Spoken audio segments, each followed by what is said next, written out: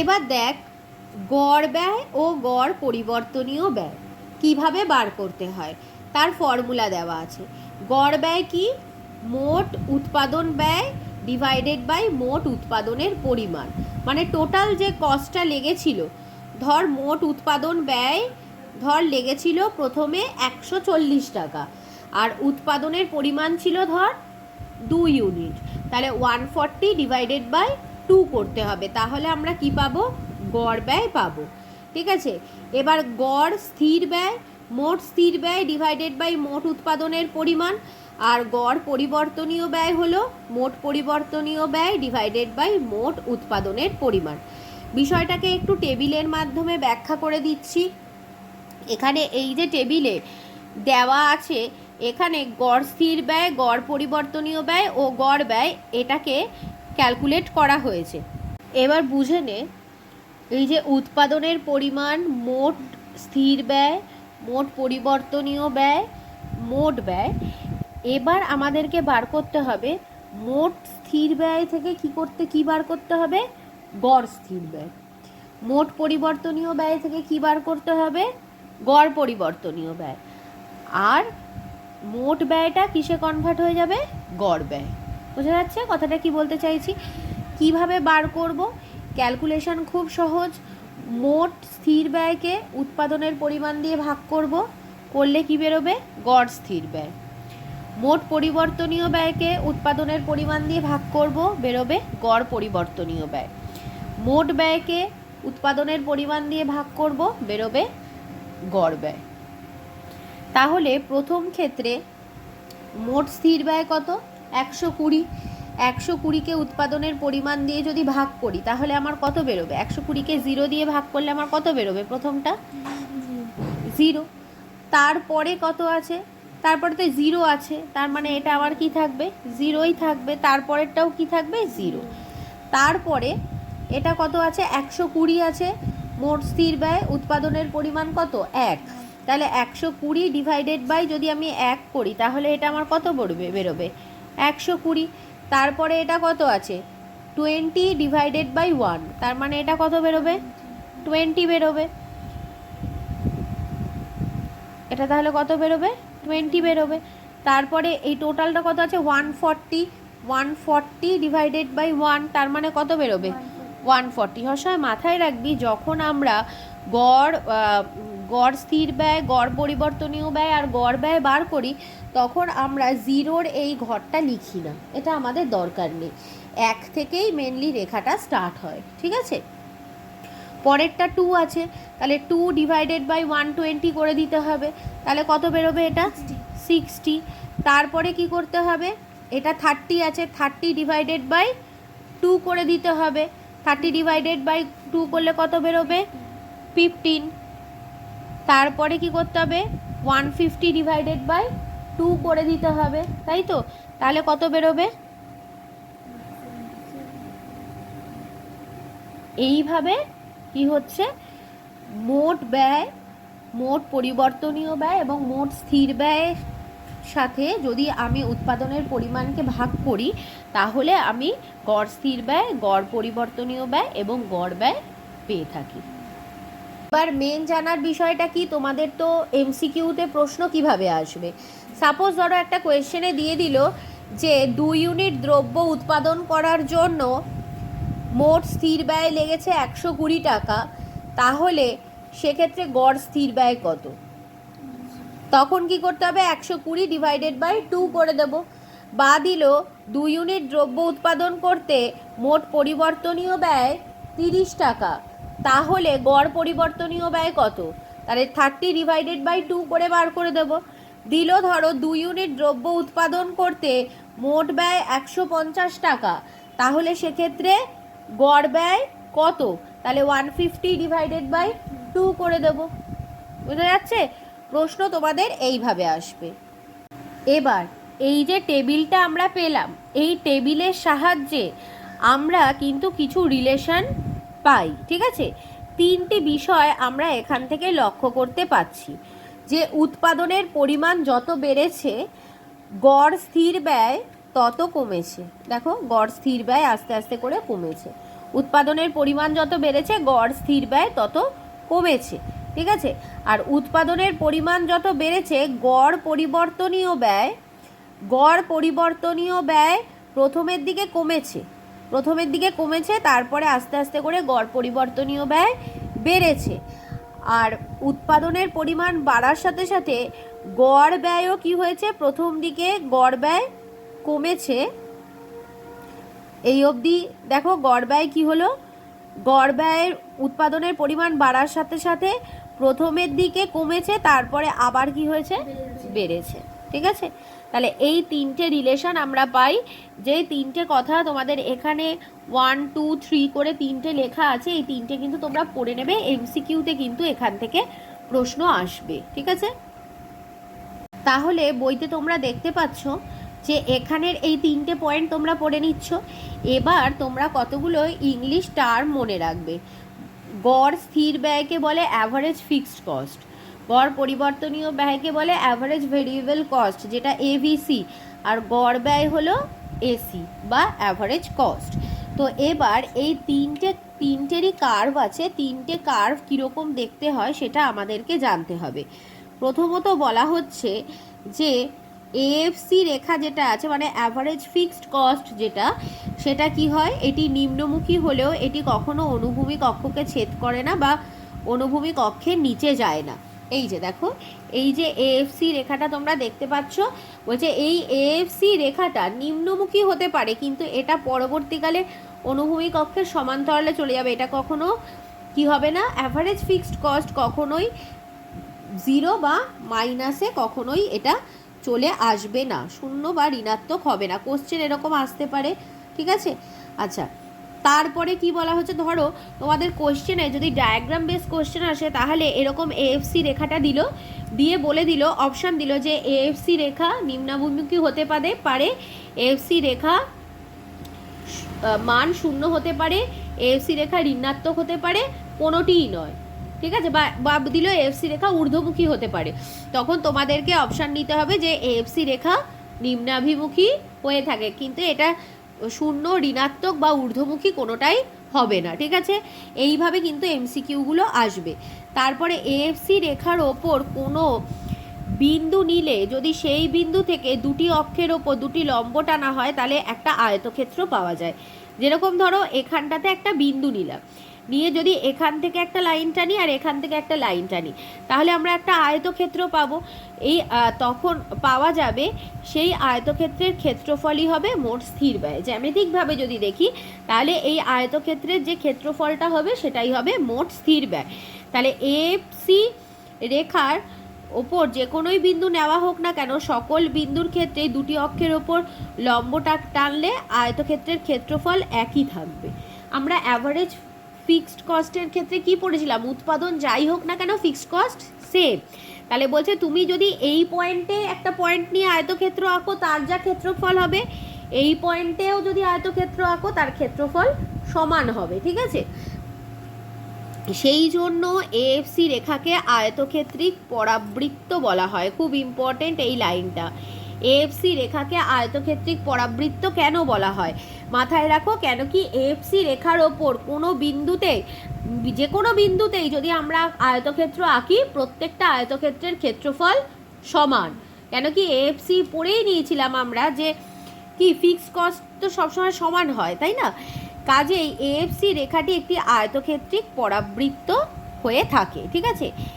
AFC আবার দেখা যাচ্ছে এএফসি আর এভিসিকে যোগ করলে আমরা এসি পাই, মানে এটা আর এটা এই দুটোকে যোগ করলে এসি পাওয়া যায়।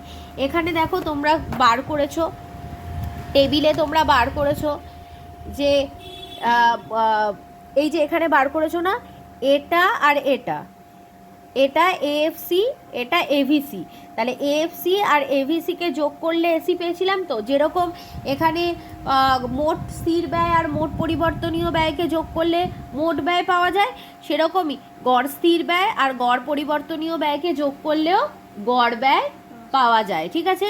তাহলে সেই জন্যই এই লাইনটা বলল যে এই দুটোকে যদি আমরা যোগ করি, যোগ করলে কিন্তু একই বিন্দু পাবো, অর্থাৎ এএফসি এবং এভিসি রেখা এই দুটো উল্লম্বভাবে যোগ করলে আমরা এসি রেখা পাবো। উৎপাদন বাড়ার সাথে সাথে এভিসি এবং এএফসি উভয় কমছে, সুতরাং তাদের যোগফল অর্থাৎ এসিও কমবে। কিন্তু একটা স্তরের পর এভিসি বাড়তে শুরু করে এবং এএফসি কমেই আসছে, তার ফলে এএফসি কমলেও এভিসি কখনোই শূন্য বা ঋণাত্মক হয় না। সেই জন্য এএফসি নিম্নগতি কখনোই এভিসির ঊর্ধ্বগতিকে রোধ করতে পারে না। এসিও সেই জন্য একটা স্তরের পর বাড়তে শুরু করে, সেই জন্যই এভিসি আর এসি উভয় ইউ আকৃতির হয়ে থাকে।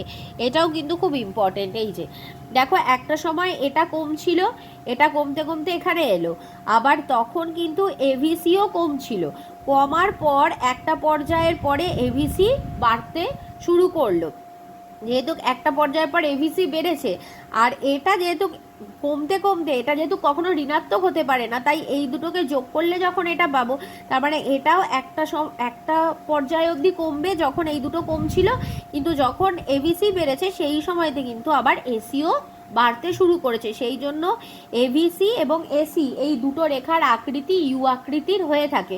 পরীক্ষায় কোশ্চেন আসতে পারে যে তোমার এভিসি রেখার আকৃতি কেমন বা এসি রেখার আকৃতি কেমন, তখন আমাদেরকে বলতে হবে এভিসি রেখা হলো ইউ আকৃতির, এসি রেখাও হলো ইউ আকৃতির, কিন্তু এএফসি রেখা হলো কি নিম্নমুখী এবং আয়তক্ষেত্রিক পরাবৃত্ত হয়ে থাকে। এবার দেখ নেক্সট যেটা বলছি, স্বল্পকালীন মোট ব্যয় রেখার আকৃতি কীরকম হয়ে থাকে। তো এখানে দেখ, এই যে স্বল্পকালীন মোট ব্যয় রেখাকে দেখানো হয়েছে, তাহলে এই মোট ব্যয় কিসের ওপরে নির্ভর করবে? মোট স্থির ব্যয় আর মোট পরিবর্তনীয় ব্যয়, এই দুটোকে যোগ করলে আমরা মোট ব্যয় পাবো। তাহলে এই মোট ব্যয় রেখার আকৃতিটা হলো এরকম। এবার একটু এই জায়গাটা আমি তোদেরকে বুঝিয়ে দিচ্ছি। দেখ, স্থির ব্যয়টা অনুভূমিক অক্ষের সমান্তরাল গেল, পরিবর্তনীয় ব্যয়টা উৎপাদনের ওপরে নির্ভর করলো। এই পি পয়েন্টটাকে বলা হয় বাঁক বদলের বিন্দু, ঠিক আছে? তাহলে এবার কিন্তু মোট ব্যয়টা দেখ কোথা থেকে শুরু হয়েছে, এখান থেকে শুরু হয়েছে, এটা কিন্তু এই পয়েন্টটা থেকে শুরু হয়নি। এইটা একটা প্রশ্ন আসতে পারে, ধর এরকম একটা ডায়াগ্রাম দিয়ে তোদের একটা প্রশ্ন দিল যে টিসি রেখাটি এফ বিন্দু থেকে শুরু হয়েছে কেন? এটা একটা প্রশ্ন আসতে পারে। এই টিসি রেখাটি এফ বিন্দু থেকে শুরু হওয়ার কারণ হলো যে উৎপাদন শূন্য হলেও স্থির ব্যয় তো শূন্য নয়, স্থির ব্যয়ের টাকাটা তো দিতেই হবে। তাহলে এই ও এফ হলো স্থির ব্যয়ের টাকাটা, তার মানে উৎপাদন এই পর্যায়ে শূন্য কিন্তু স্থির ব্যয়ের টাকাটা দিতে হচ্ছে, সেই জন্যই টিসি এইখান থেকে শুরু হলো, জিরো থেকে শুরু হলো না। বিষয়টা তোরা এখানে দেখলে আরো ভালো বুঝতে পারবি। এই যে এই জায়গাটাতে তোরা দেখ, যখন তোদের উৎপাদন ছিল, মানে যখন উৎপাদন কিছুই হয়নি, জিরো, কিন্তু মোট স্থির ব্যয় তো দিতে হয়েছিল, মোট স্থির ব্যয় ছিল 120 টাকা, পরিবর্তনীয় ব্যয় তখন কত ছিল? শূন্য, কিন্তু মোট ব্যয় কত হলো? 120।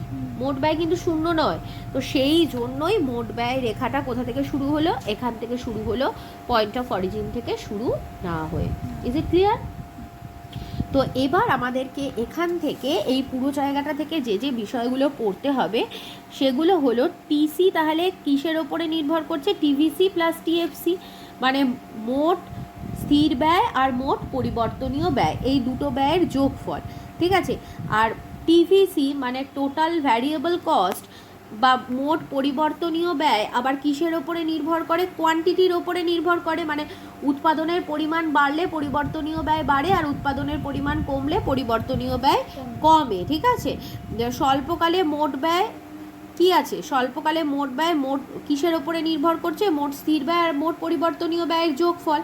স্বল্পকালে মোট ব্যয় রেখার আকৃতি টিএফসি এবং টিভিসি রেখার আকৃতির ওপরই নির্ভর করছে। এই যে যেটা বোঝালাম, মানে এই রেখাটার আকৃতি এই দুটোর ওপরে নির্ভর করছে, এই দুটোকে প্লাস করলে আমরা এইটা পাই, ঠিক আছে?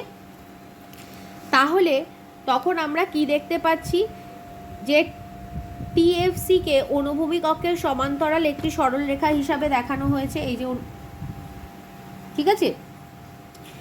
এইটা কি হয়েছে?